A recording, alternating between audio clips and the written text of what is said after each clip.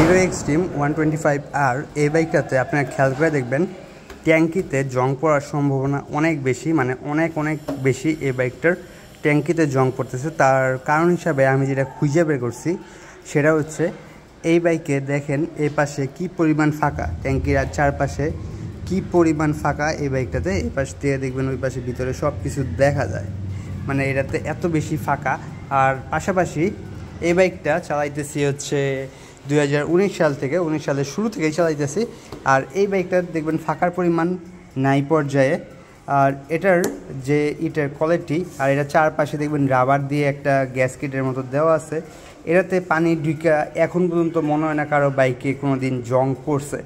আর এই বাইকটাতে এত পরিমাণ পানি ঢুকা জং পড়তেছে মানুষের। যদিও কোম্পানি হচ্ছে আপনাদের গেলে আপনি যখন যাবেন কোম্পানির কাছে তখন চেঞ্জ করে দিবে, ট্যাঙ্কি চেঞ্জ করে দিবে কিছুদিন ভুগানোর পর, কিন্তু এটা এত পরিমাণ ফাঁকার কারণেই মনে হয় এই বাইকটাতে এত বেশি জং পড়তেছে। আর জং পড়ার আরেকটা কারণ হতে পারে প্রতিটা বাইকেরই এই জায়গায় একটা ফুটা দেখবেন, সব বাইকেই থাকে কম বেশি, সব বাইকে এই ফুটাটা থাকবে। এই ফুটাটাতে যদি কোনোভাবে জ্যাম হয়ে যায়, মানে এই ফুটাটা কোনোভাবে যদি আপনার জ্যাম হয়ে যায়, ময়লা টয়লা যায় নিচে দিয়ে এটার একটা লাইন থাকে, এটা যদি জ্যাম হয়ে যায় তাহলে এদিক দিয়ে পানি ঢুকতে পারবে না। পানি ঢুকতে না পারলে পানিগুলো জৈমা সব ট্যাঙ্কির মধ্যে ঢুকবে, যার কারণে ট্যাঙ্কি অনেক সময় জং পড়ে।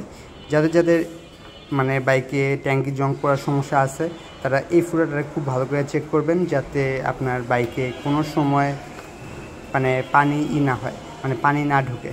পানি ঢুকলেই ট্যাঙ্কিতে জং পড়বে।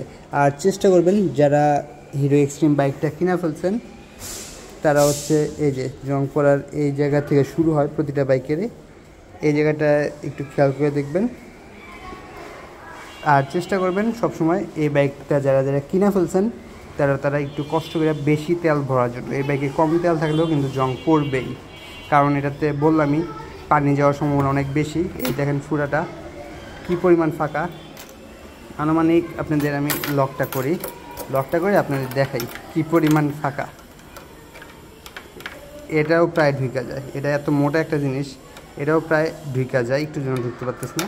চাবি তো সুন্দর মতো ঢুকা যায়, মানে এত পরিমাণ ফাঁকা এই বাইকটার ট্যাঙ্কিতে থাকে। এই জন্য এই বাইকটাতে এত বেশি ট্যাঙ্কিতে জং পড়তেছে, এটা হচ্ছে আমার ধারণা। আর পানি যাওয়ার ওই লাইনটা জ্যাম হয়ে গেলে ট্যাঙ্কিতে আপনার জং পড়বেই, এটা নিশ্চিত থাকতে পারেন।